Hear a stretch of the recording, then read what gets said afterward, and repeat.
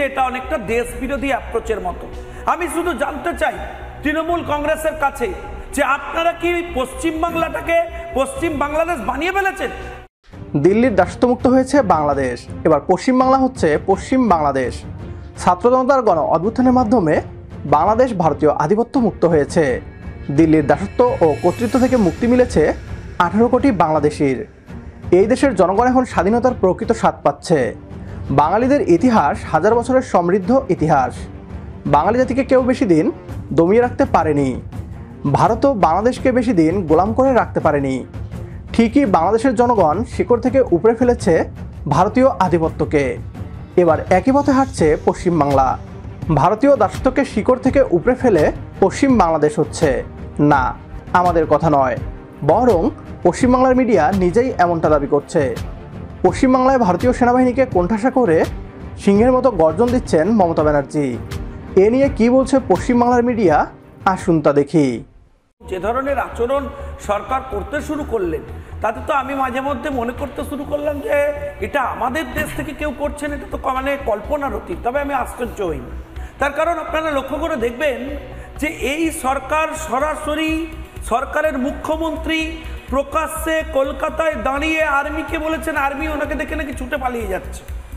আপনি ভেবে লক্ষ্য করে দেখবেন যে সমস্ত কেন্দ্রীয় এজেন্সির বিরুদ্ধে এই সরকার তারা অ্যাকশন করে যাচ্ছে একের পর এক। বিএসএফ এর বিরুদ্ধে মার্ডারের মামলা, সিআইএসএফ এর বিরুদ্ধে মার্ডারের মামলা, লাস্টে বাকি ছিল আর্মির বিরুদ্ধেও মামলা। এবং আপনি দেখবেন যে এদের উদ্দেশ্য বিদেহ সব কিছুই, আমার মার্জনা করবেন, আমি ক্ষমা চেয়ে নিচ্ছি, যে অ্যাপ্রোচটা শত্রুরা দুষ্টু লোকেরা বলছে যে এটা অনেকটা দেশ বিরোধী অ্যাপ্রোচের মতো। আমি শুধু জানতে চাই তৃণমূল কংগ্রেসের কাছে যে আপনারা কি পশ্চিমবাংলাটাকে পশ্চিম বাংলাদেশ বানিয়ে ফেলেছেন নাকি পাকিস্তান বানাতে চাইছেন?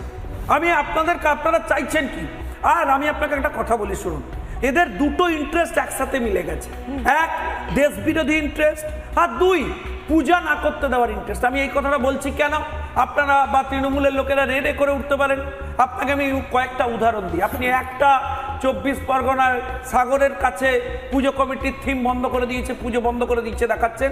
নিউ টাউনে কলকাতায় আপনার অফিস, নিউ টাউনের কাছে একটা দুর্গাপুজো হতো, তারা থিম করবে বলেছিল, তাদেরকে বলেছে করতে দেওয়া যাবে না পুজো, তাদেরকে পারমিশন বন্ধ করে দিয়েছে ববি হাকিমরা মিলে।